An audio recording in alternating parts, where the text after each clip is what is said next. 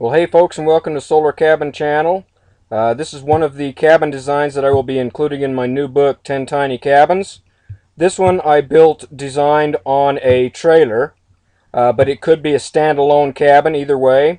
This is an 8-foot by 16-foot cabin, which I call a studio cabin. It is 8 foot wide by 16 foot long, and it's called a studio cabin because studio apartments generally have an open bedroom using either a couch bed or just a standard bed, but they don't have an actual enclosed bedroom. In this cabin here, which I'll show you the inside, is designed for 1 or 2 people. It does not have a loft. Sidewalls are 8 foot with 1 foot to the peak. 4-inch overhangs on all sides. And again, it is 16 feet long, 8 foot wide. The trailer I have it sitting on is a standard 8 foot by 16 foot trailer. You can get trailers like this brand new for about $4,000. You can pick them up on Craigslist for a whole lot less, or pick them up used for a whole lot less. You may have to do a little bit of rust removal and fix the tires and the brakes and stuff like that on it, but you can pick these trailers up. I've seen them go for less than $1,000 for an 8 by 16 foot trailer. If you have a longer trailer, an 8 by 20 foot trailer, that would also work, and you could make this house a little bit bigger if you want to use an 8 by 20 foot trailer. But these 8 by 16 foot trailers are pretty common. You can find them just about anywhere, and they're nice because a house this size, an 8 by 16 like this, isn't going to weigh that much that you would need a really heavy duty pickup. You could tow this with a standard V8 pickup, so that's one of the reasons that I chose this size here. You can see I've got it set up with a couple of propane tanks in front, and talk about a little bit about the features here. I used cedar wood siding on the outside, but of course you could use any type of siding you want. And I designed a couple of different roof styles for this one depending on what you want. Here you've got the traditional hip roof, or you could go with a different type of roof, which I'll show you here. You could go with the shed style roof, which is even easier to build. A shed style roof doesn't have any angle cuts for your roof, so this type of roof is very, very easy to build. It has a standard 6x6 tall, 3 foot wide door, 2 windows, 1 window over the kitchen, 1 window over the bathroom, a window over the living area, and another window over the living area. Okay, 8 by 16, 128 square feet. Okay, so now I'm going to take off this roof and this front wall, and I'll show you what the inside looks like.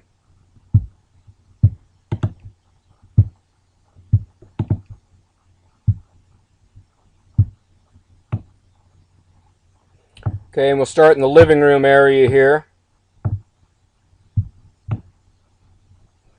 Now, this thing you can see right here kind of blocking your view is actually the flat screen TV. So let me just get that out of the way so we can see it a little bit better. And here you can see that this has a nice big living area. And this is a studio, so it doesn't have a bedroom separate from the rest of the house. What it has instead is you could either put a single bed, or there's enough room for a full-size bed in here, or what I would use is a couch bed like this, which is 6 foot 6 inches long, pulls out to a queen-size bed. Okay, you can see I've got a window over the living area. I've got a guy sitting on the couch just to give you perspective of room. Nice, another window right over the living area. Now this table is kind of a neat feature here. This table actually folds down against the wall, okay? And these chairs are foldable chairs. And what you do is when you're ready for bed, after you've had your dinner and you cleaned up and everything like that, you can fold these chairs up and slide the chairs underneath your couch. And then this table folds down, and it just folds up against the wall, okay? So then that gives you additional room in here when you're folding your bed out, so that your table's not in your way. There's no reason to have your table out all the time. You only use it when you're eating a meal or you're studying or something like that. Now this size here would be perfect like for a student going to college. This would be an excellent size here. And as you can see, you got lots of room. And then up above the couch, I put in some built-in storage. This would be a good place for your blankets, your bedding, or whatever. You've got a lot of room up in these storage cabinets up in here. That way, when you're ready to go to bed, you can just reach up there, pull your blankets and stuff down, put them on your bed, and make out your bed, and you're ready to go. Okay, so let's look at this kitchen here.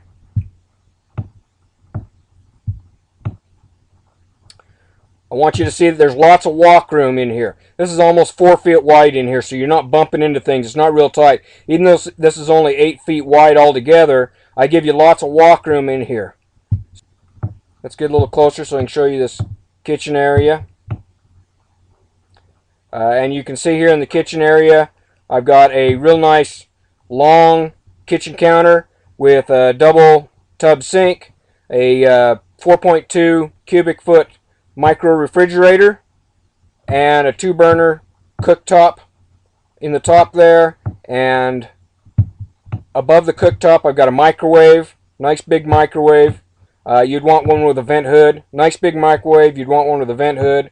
And up above the sink and cabinets is 2 more cabinets over here. On the other side, what I really like,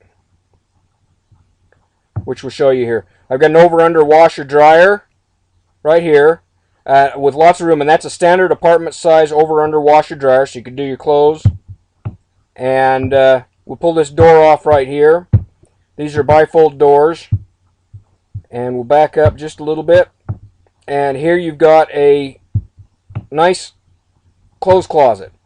Room on here for hanging all your clothes. Dresser drawer down here for your foldable stuff. Another shelf up above for shoes or whatever. So you can see you've got a nice washer dryer there, and your clothes rack and closet is all right here. And then up above that is 2 more storage closets, cabinets with lots of room. And this would be a good place to store your cleaning supplies, your laundry detergents, your cleaning supply stuff you want out of the way. Those can go up in these cabinets up here. So that's a really nice big kitchen area for everything you need to do. Now we'll go over to the bathroom. Take a look at that.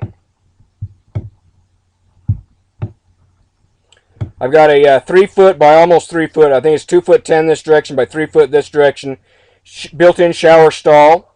And I would just put a shower curtain in front of this shower stall. I put a shower curtain, but you could put a shower door if you wanted. But if you have a shower door, it's going to be opening up into your way. Shower curtain would be a lot better in this small space. I've got a small wall sink here, mirror up above it, with a medicine cabinet behind it. And the toilet could be either a standard traditional toilet or a composting toilet. And I've got some more cabinets up above the toilet.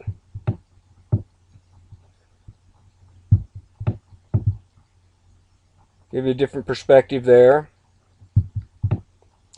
More cabinets up above the toilet. Okay. And this bathroom is 3 foot wide on the inside. It's 3 feet by approximately 8 feet, 7 foot 8 inches on the inside.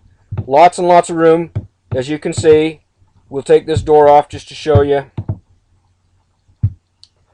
Lots of room to walk in, use the shower, take care of business. Okay, nice big bathroom in an 8 by 16 foot cabin. So we'll pull it back down this direction, give you a different perspective. Lots of walk space in here in the kitchen. Big kitchen area. Let me unhide everything again here.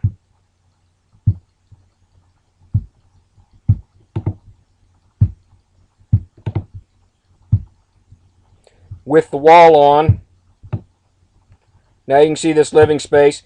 Here you've got a nice table that could be used for studying, for working on projects, eating a meal. You've got enough room here for 3 people to sit comfortably. You've got these 2 folding chairs, and then another person can sit here at the couch and use the table. So you could sit 3 people around here. And I put, in this area here, I put a nice LED flat screen TV up against the wall for your entertainment area so you can watch TV. in your entertainment area. Nice window for lots of light coming in here. And the door also has a window in it, so that gives you more light into this living area. Not lots of room, and I always look for this in a cabin design. When I design them, I always make sure I got lots of room, because when I come in that door, I want to be able to put my groceries down on the table, go over to the kitchen and start putting my stuff away, then kick off my shoes and sit on my couch, turn the TV on, and that gives you plenty of room for doing that. Now you've also got your kitchen area, which I got to rotate around here. There we go. Plenty of room here to work in front of your kitchen. You've got your sink, your 2-burner stove, little fridge up here, lots of cabinets. I like that, okay? And on the other side, you've got your washer dryer over that, and here you've got your storage closet. Nice storage closet. Nice entrance into the bathroom and shower. Plenty of room for 1 or 2 people. Would make a great place for a college student or somebody that travels a lot that doesn't need a lot of room on the inside of the house. Now, some people ask me, why do we build a house on wheels? Why not just use a RV trailer or a camper? RV trailers and campers, most of them are not designed for year-round use in very hot or very cold climates. They generally are not very well insulated. They usually only have 2-inch or 3-inch walls. If you try to stay in one over winter, a lot of times you're going to end up spending a lot for fuel because it's very difficult to keep them warm. It's also very difficult to keep them cool in the summer. A house on wheels is built with traditional 4-inch walls. These walls are 4 inches just like in standard houses with R11 or R13 insulation on the inside. Roof, floor, and ceiling are all insulated. So these could be used in any climate, very cold weather, very hot weather, and they're going to stay a lot more comfortable. That's one reason, okay? The other reason is they can generally withstand a lot more use than a camp trailer. Camp trailers are usually just used for camping. They're not usually used for permanent living, where this is basically a house on wheels. It's designed for permanent type living, where you're using it every day, day in, day out. It has a lot of features that you wouldn't find. Now it's also designed so that it has a little bit more room inside it than an average camp trailer would, but still very functional. For a 16 by 8, this has a lot of room in it. So, cost on this.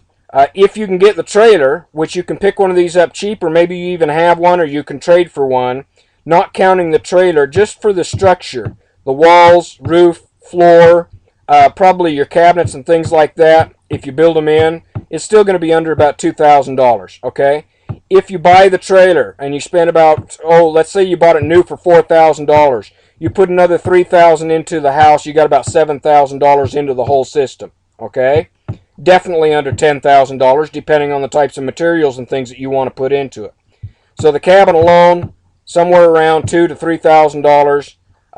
With the trailer, somewhere around $7,000 if you buy it new. If you can find one of those trailers, you can do the whole house pretty inexpensively. Okay, so let me put the roof back on this. Okay, again, you can either go with the traditional hip roof on this, which has a real nice cabin look to it. Or you can go with that shed roof,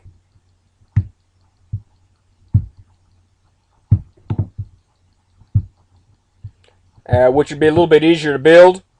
And another reason you may want to go with a shed roof is the way I designed this house, you could actually take it off the trailer. It's built on its own wood foundation, wood floor. So at some point, say you're traveling around the country, you're living in this, you buy you a piece of property you decide you want to live on, you can actually use a winch and you can winch this entire cabin right off onto a permanent foundation. And then if you wanted to, if you had the shed roof built like this, you could build another one of these, another 8 by 16, and you'd have a 16 by 16 foot house on a permanent foundation. So that's another reason to go with the shed roof, besides the fact that it's just a little bit easier to build than the hip roof. Either one, though, looks really nice. I prefer the hip roof. But it would all depend on how you're going to use that later on. Okay, that's the 8x16 on a trailer, all and called a studio. And of course, you could put solar panels up here and power your entire cabin. And you can use propane for running your stove, on-demand water heater, shower, hot water, and cooking, that sort of thing. So that's it, folks. I hope you liked that one. Make sure you subscribe to my channel so you're notified when the book comes out. Please go to my website, simplesolarhomesteading.com. You can pick up a copy of my book, Ultimate Off-Grid Guide, that will help you install solar, wind power, and a lot of construction ideas for these small cabins. Thanks for stopping by and have a great day, folks.